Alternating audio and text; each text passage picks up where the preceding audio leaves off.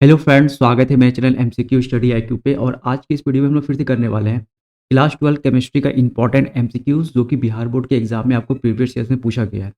देखो, इसमें 2019 से 20 तक का क्वेश्चन आपको देखने को मिलेगा, दोनों में मिक्सर के लिए, जो कि काफ़ी इंपॉर्टेंट है और पहले भी एग्जाम में पूछा हुआ है। ठीक है, ये सब क्वेश्चन हर एक एग्जाम में रिपीट करता है। तो आप जैसे 2025 में एग्जाम दोगे, 26 में एग्जाम दोगे, तो ये काफ़ी इंपॉर्टेंट रहेगा। ओके, तो शुरू करते हैं फर्स्ट क्वेश्चन से। पहला क्वेश्चन क्या है, और ये क्वेश्चन 2015 में भी पूछा है, 16 में भी ये सब क्वेश्चन आया हुआ है। तो आगे भी क्वेश्चन क्या करता है, डायरेक्ट रिपीट करता है बिहार बोर्ड। ओके, तो फर्स्ट क्वेश्चन करते हैं, अल्कोहल में सक्रिय क्रियाशील मूलक है। बताना है कि फंक्शनल ग्रुप क्या होता है अल्कोहल में। तो पहले भी बताया है अल्कोहल में कौन सा फंक्शनल ग्रुप लगा रहता है, ओ एच। ठीक है, अब बाकी बात करते हैं इन सब के ऑप्शन के बारे में कि सी ओ एच क्या है और सी एच ओ क्या है और सी डबल बॉन्ड ओ क्या है। तो देखो, जैसे बात करते हैं COOH, ये है कार्बोक्सिलिक अम्ल। ये क्या है, इसे बोलते हैं हम लोग कार्बोक्सिलिक एसिड। ये है CHO, इसे बोलते हैं एल्डिहाइड। और ये क्या है, सी डबल बॉन्ड ओ, ऐसे भी कहीं कहीं लिखा देखने को मिलेगा। ये है कीटोन, इसे बोलते हैं सी डबल बॉन्ड ओ। तो यही चारों ऑप्शन से बार बार क्वेश्चन रिपीट करता है। अच्छा, ये बात करते हैं एल्डिहाइड के बारे में। देखो, एल्डिहाइड और कीटोन अलग होता है। देखो, यहीं पर अगर हम बात करते हैं, ये होता है CHO। अगर यहाँ पे एक एच समूह आ जाए, हाइड्रोजन लग जाए, तो इसे हम क्या बोलते हैं, एल्डिहाइड। अगर ये कीटोन में यहाँ पे एच आ जाए तो इसे क्या बोलेंगे हम लोग, एल्डिहाइड बोलेंगे। कीटोन में क्या होता है ना, ये दोनों तरफ से जो है अल्काइल ग्रुप ऐड कर सकता है, लेकिन एल्डिहाइड में टर्मिनल पे ये हाइड्रोजन फिक्स हो जाता है। तो ये दोनों बात याद रखना है कीटोन और एल्डिहाइड के फंक्शनल ग्रुप के बारे में। एल्डिहाइड में क्या होता है, एक हाइड्रोजन जो होता है ये इसके टर्मिनल पोजीशन पे रहता है, जो कि फिक्स हो जाता है। और जो एल्डिहाइड है सिर्फ अपने लेफ्ट साइड से जो होता है, एक ही जगह क्या होता है, उसका खुला रहता है। लेकिन कीटोन क्या करता है, दोनों जगह में जो है एल्काइल ग्रुप या किसी और अदर ग्रुप, फंक्शनल ग्रुप को क्या करता है, ऐड कर सकता है। बात बात कार्बोक्सिलिक एसिड को कभी कभी ऐसे भी लिखा देखने को मिलेगा, COH। कार्बन के साथ ऑक्सीजन हमेशा डबल बॉन्ड के साथ आएगा। जहाँ भी हम कार्बन ऑक्सीजन लिखे हैं तो बीच में डबल बॉन्ड डाल रहे हैं। ठीक है, तो ये भी बात आपको याद रखना है। और कहीं कहीं पे जो है कार्बोक्सिलिक एसिड, ये भी देखो कितने ओ है, तो दो ओ है, एक हाइड्रोजन है और एक कार्बन है। इसको शॉर्ट फॉर्म में ऐसे लिख सकते हैं। और ये जो कार्बोक्सिलिक एसिड है, इसके लास्ट टर्मिनल पे क्या ओ एच रहता है। यहाँ से भी एक क्या करता है, बस ये सिर्फ अपने एक ही पोजीशन पे ये क्या करता है, ऐड करता है अल्काइल ग्रुप को या किसी भी और फंक्शनल ग्रुप को। कीटोन का दोनों दोनों जगह क्या होता है, ये दोनों साइड से ऐड कर सकता है, इसीलिए कीटोन को कहीं कहीं पे ऐसे भी लिख करके छोड़ देता है। तो ये चारों फंक्शनल ग्रुप के बारे में अच्छे समझा दिए, इसी से क्वेश्चन जो है वो पूछा जाता है एग्जाम में। करते हैं नेक्स्ट क्वेश्चन, ओलियम का सूत्र क्या है। ये पिछले भी वाले वीडियो में बताए थे ओलियम के बारे में। तो देखो, ओलियम पहले बनता कैसे है, ये भी बात याद रखना है। जब sulphuric acid H2SO4 plus sulphur trioxide को जब ऐड करते हैं, तभी हमारा क्या देता है, तो ओलियम देता है। अब देखो, ओलियम का सूत्र अभी पिछले वाले क्वेश्चन में पूछा था कि सल्फ्यूरिक एसिड के साथ और हम क्या चीज़ मिला करके ओलियम बनाते हैं। तो याद रखना, ये है सल्फर ट्राइऑक्साइड। अब ओलियम का फॉर्मूला याद रखने का, ये अगर किसी को याद है तो ओलियम का फॉर्मूला याद रखने की कोई ज़रूरत नहीं है। देखो, दो हाइड्रोजन है, यहाँ कितने सल्फर है, एक सल्फर यहाँ और एक सल्फर यहाँ, दोनों को ऐड करके क्या हो जाएगा, दो सल्फर। चार ऑक्सीजन यहाँ पे, तीन ऑक्सीजन यहाँ पे, तो चार और तीन कितना होता है, सात। तो यही हमारा क्या है, ओलियम का फॉर्मूला H2H2O7। तो ऑप्शन नंबर ए हो जाएगा यहाँ के हमारा राइट आंसर। ठीक है, ये ओलियम का फॉर्मूला क्या होता है, H2H2O7।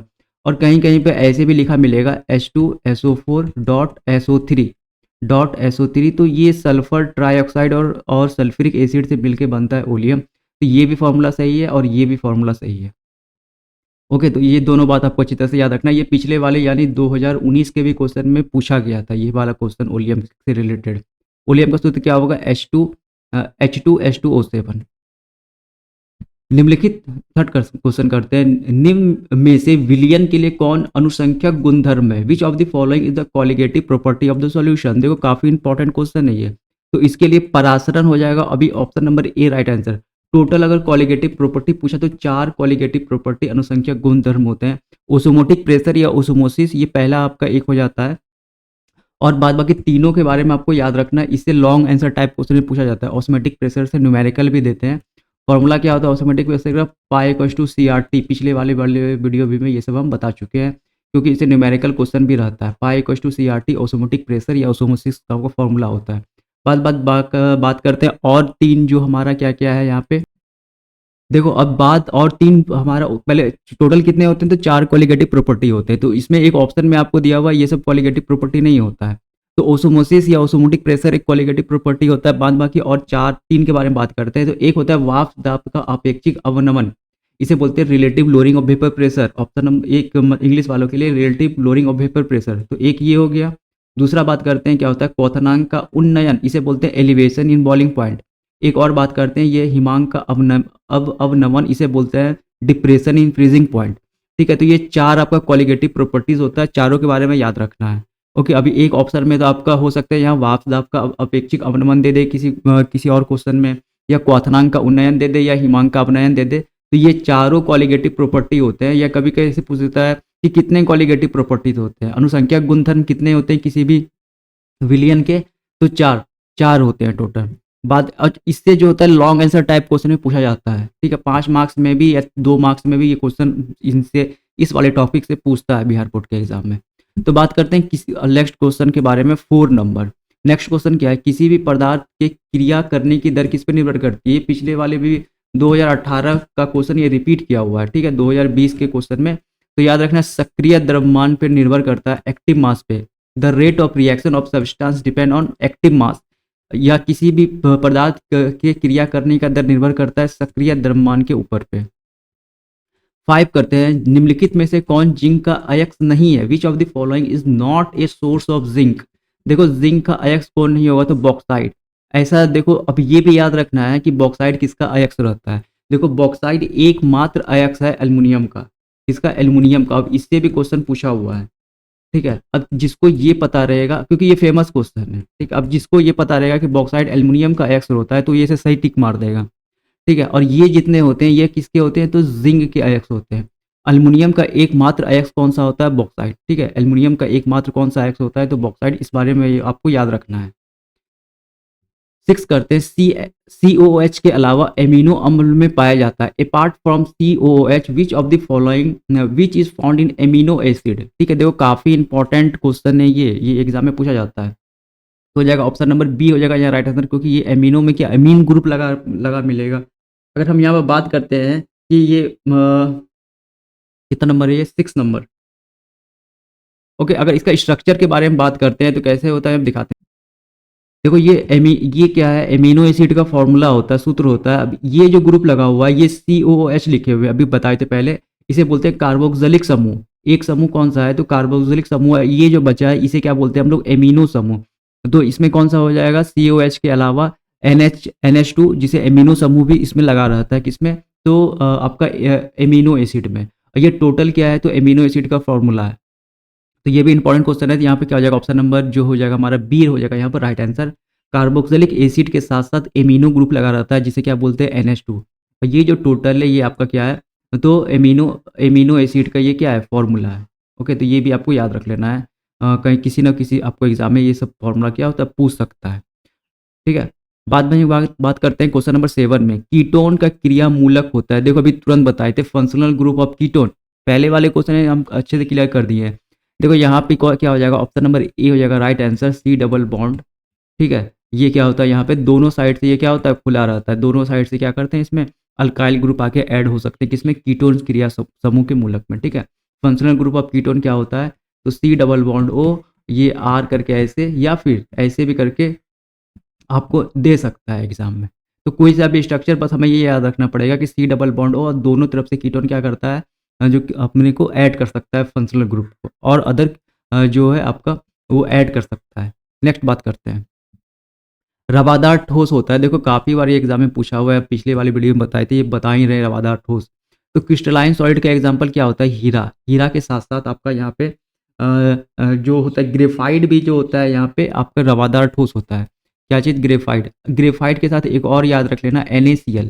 NaCl भी जो होता है वो क्रिस्टलाइन सॉलिड होता है। ये 3 एग्जाम्पल आपका क्रिस्टलाइन सॉलिड, क्योंकि यही इसी से क्वेश्चन पूछ रहा है। ऑब्जेक्टिव क्वेश्चन रवादार ठोस से और बेरवादार ठोस से ज़्यादा आ रहा है। रवादार और बेरवादार ठोस में 2 मार्क्स में आपको डिफरेंस भी पूछता है, तो वो भी आपको याद रखना पड़ेगा। बाद में बात करते हैं, ये कांच और रबड़, इसे बोलते हैं एम्फोरस सॉलिड, यानी बेरवादार ठोस। बेरवादार बेरवादार ठोस ये क्या है, तो ये बेरवादार ठोस है।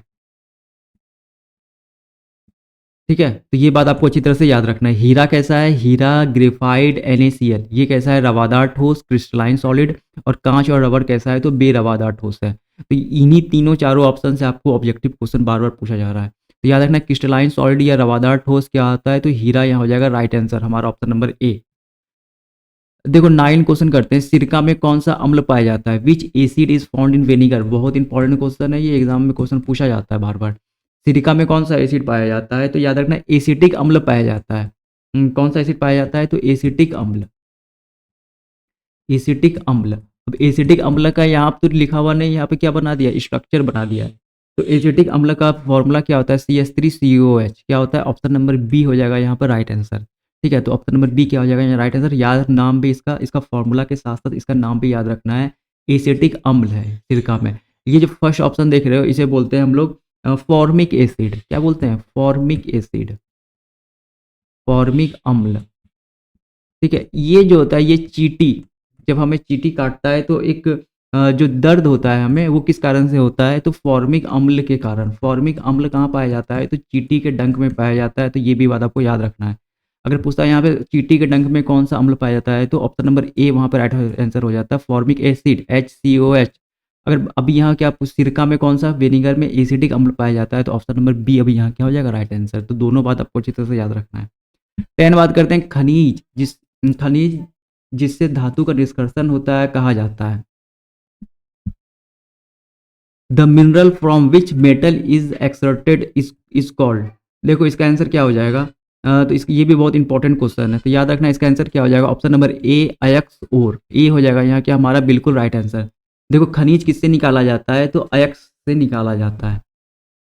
11 बात करते हैं। कौन कार्बनिक यौगिक सिल्वर मिरर जांच देता है? Which organic compound gap silver mirror test. देखो ये भी बहुत इंपॉर्टेंट क्वेश्चन है, ये आपको लॉन्ग आंसर टाइप में भी पूछता है।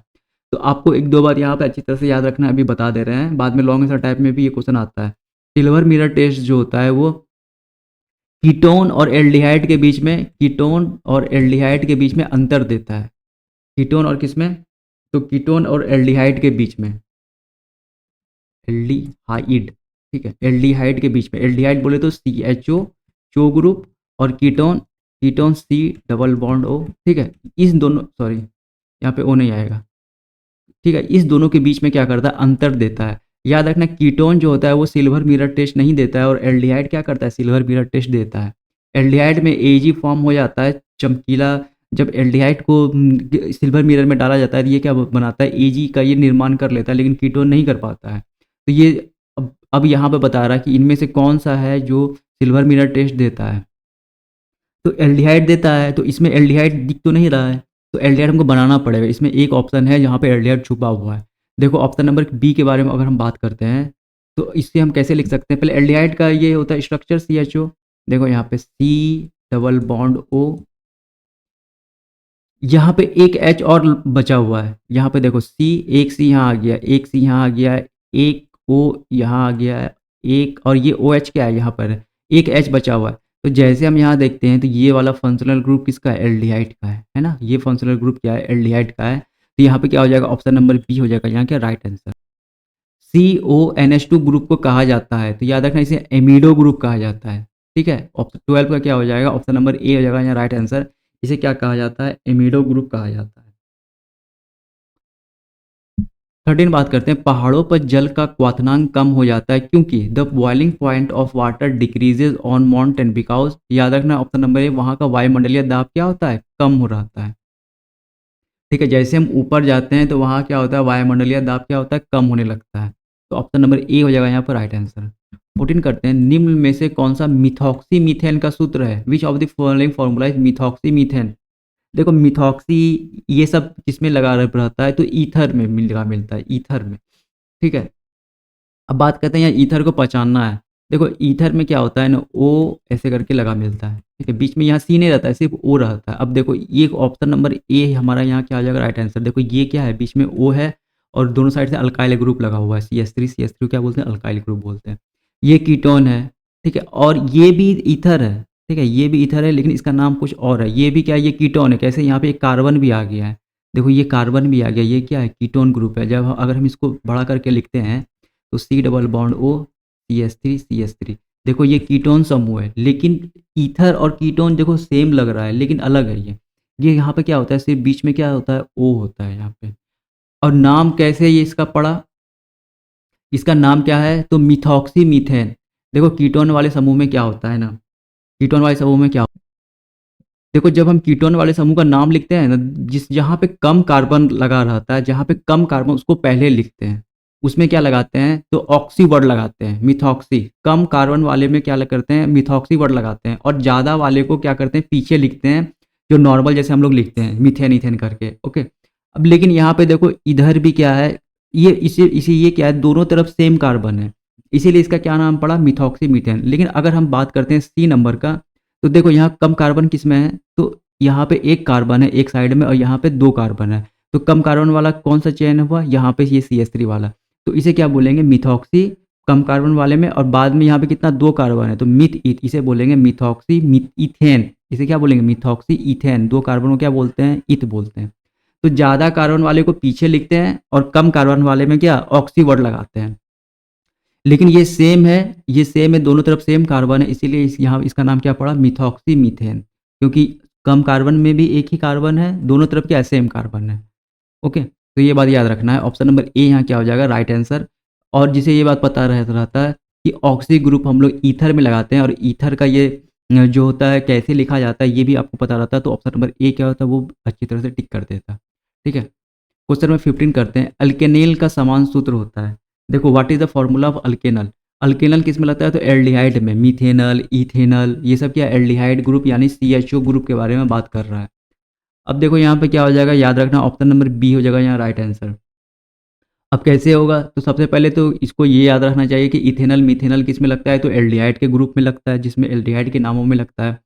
अब यहाँ पे देखो अगर हम N की जगह पे 1 पुट करें, तो कार्बन हो जाएगा एक, हाइड्रोजन हो जाएगा दो, और ये ऑक्सीजन के साथ तो कुछ N लगा हुआ है नहीं, तो ये क्या हो जाएगा जीरो। N की जगह पे हम क्या रख रहे हैं, तो 1 रख रहे हैं। अब जैसे हम इसको ऐसे लिखते हैं CHO, देखो अभी तुरंत बताए थे, ये है ना, इसे क्या बोलते हैं, तो ये एल्डिहाइड ग्रुप है। ठीक है, ये कैसा ग्रुप है, एल्डिहाइड ग्रुप है। आ गया यहाँ पे बात समझ में। अगर यहाँ पे दो रखते हैं, दो जैसे यहाँ पे रखेंगे हम, तो C2H4O। अब देखो इसको CHO एक कर देते हैं, देखो एक हाइड्रोजन यहाँ चले गया, सी, एक कार्बन यहाँ पे, ये दूसरा कार्बन, और दूसरा कार्बन पे 3 हाइड्रोजन जैसे लगाते हैं हम, तो ये क्या हमारा कार्बन का वैलेंसी भी सेटिस्फाई कर जाएगा। देखो कार्बन 1 2 3 4, और यहाँ पे CHO एल्डिहाइड ग्रुप यहाँ लगा हुआ है। ठीक है, तो ऑप्शन नंबर बी क्या हो जाएगा यहाँ पे राइट आंसर। बात करते हैं 16 निम्नलिखित में से कौन सा कथन सही है, which of the following statement is correct. तो इसका देखो याद रखना है, सभी अयस्क, देखो 16 का हो जाएगा राइट आंसर, सभी अयस्क खनिज होते हैं। ठीक है, ऑप्शन नंबर ए क्या हो जाएगा यहाँ पर राइट आंसर। 17 बात करते हैं, NiCO4 में कितने निकेल में निकेल का ऑक्सीकरण संख्या, what is the oxidation number of nickel in NiCO4। देखो ऑप्शन नंबर ए हो जाएगा यहाँ राइट आंसर 0। ऐसा इसीलिए होगा ना क्योंकि CO का ऑक्सीडेशन नंबर क्या होता है, CO का ऑक्सीडेशन नंबर होता है 0। ठीक है 0। अब जैसे और जिससे हमको निकालना रहता है हम लोगों को, उसे x मान लेते हैं, तो यहाँ पे किसका, निकेल का निकालना है, तो निकेल को हम लोग क्या बोलेंगे, x प्लस CO का ऑक्सीडेशन नंबर क्या होता है 0, तो 0 इंटू 4 इक्वल टू क्या हो जाएगा 0। यहाँ पे 0 हर समय नहीं लिखाता है, देखो अभी यहाँ पे कुछ नहीं है, अगर यहाँ पर माइनस रहता तो यहाँ -1 लिखते, अगर यहाँ पर +1 रहता तो यहाँ +1 लिखते, लेकिन यहाँ पे ये न्यूट्रल एटम है, तो इक्वल टू क्या करेंगे 0, तो x प्लस 0 इक्वल टू 0, तो x बराबर क्या हो जाएगा 0। और x हम क्या माने थे, तो Na का ऑक्सीडेशन नंबर, तो ऑप्शन नंबर ए यहाँ क्या हो जाएगा राइट आंसर। ठीक है, ये कैसे पता चला CO का 0 होता है, तो ये याद करना पड़ेगा। ठीक है, ये कॉम्प्लेक्स कंपाउंड का जो ये सब है, इसमें आपको याद करना पड़ेगा। 18 करते हैं, HCP इकाई सेल में परमाणु की संख्या होती है, what is the number of atom in HCP unit cell. ये डायरेक्ट क्वेश्चन है, डायरेक्ट क्वेश्चन है, ऑप्शन नंबर बी हो जाएगा राइट आंसर 6 होता है। ठीक है, 6 होता है। निम्नलिखित में से कौन सा हेलोजन प्रबलतम ऑक्सीकारक है, which of the following halogen is the strongest oxidant. Halogen किसे बोलते हैं, सबसे पहले तो समूह 17 के तत्वों को ग्रुप 17 एलिमेंट को हम लोग क्या बोलते हैं, हेलोजन के नाम से जानते हैं। और ये जो ऑक्सीकारक सबसे प्रबल ऑक्सीकारक कौन सा होता है, तो एफ होता है। होता क्या है, फ्लोरो क्लोरो ब्रोमो आइडो, ये पीरियोडिक टेबल का ट्रेंड है। तो नीचे जाते हैं तो ऑक्सीकरण संख्या क्या होता है, ऑक्सीडेशन कारक क्या होता है, कम होने लगता है क्योंकि साइज़ ज़्यादा हो जाता है। ठीक है? और सबसे ज़्यादा नेगेटिव कौन-सा होता है पीरियोडिक टेबल में, तो फ्लोरीन होता है। तो इसी कारण से क्या हो जाएगा, ऑप्शन नंबर सी क्या हो जाएगा ये राइट आंसर। इसे डायरेक्ट याद रखना है। सबसे ज़्यादा प्रबलतम ऑक्सीकारक कौन-सा है, तो फ्लोरीन है। ठीक है? ये बहुत इंपॉर्टेंट क्वेश्चन है, बार-बार पूछ रहा है एग्ज़ाम में। लास्ट क्वेश्चन करते हैं आज का। प्रथम कोटि, एक बार कोटि, कोटि अभिक्रिया के लिए टी हाफ का क्या मान है? What is the value of T half for the first order reaction? देखो काफ़ी बार ये एग्ज़ाम में पूछा हुआ है। तो याद रखना टी हाफ का फॉर्मूला क्या होता है? 0.693 अपॉन के। ठीक है? ये क्या होता है, हमारा टी हाफ का फॉर्मूला होता है फर्स्ट ऑर्डर रिएक्शन के लिए। इसे न्यूमेरिकल भी पूछता है। इसे क्या बोलते हैं, दर स्थिरांक या रेट कांस्टेंट। इसे क्या बोलते हैं, रेट कांस्टेंट या दर स्थिरांक। होता क्या है ना, 2 मार्क्स में एक न्यूमेरिकल पूछ देगा, टी हाफ का वैल्यू दे देगा और बोलेगा दर स्थिरांक का वैल्यू निकालने के लिए। या फिर आपको रेट कांस्टेंट के का वैल्यू दे देगा और बोलेगा टी हाफ का वैल्यू निकालने के लिए प्रथम कोटि अभिक्रिया के लिए। तो ये आपको फॉर्मूला अच्छे से याद रखना है और ऑप्शन में तो ये तीसरी बार ये क्वेश्चन पूछा, रिपीट किया हुआ है। तो ये सब क्वेश्चन बहुत इंपॉर्टेंट है, आपको अच्छे से याद रखना है ये सब क्वेश्चन को। ओके, तो अगर आपको कुछ समझ में नहीं आया तो कमेंट सेक्शन में कमेंट करिएगा, ठीक है? उसे उस वाले प्रॉब्लम को फिर से दूसरे वाले वीडियो में ले लेंगे। ओके, तब तक मिलेंगे अगले वीडियो में, तब तक के लिए thank you, all the best.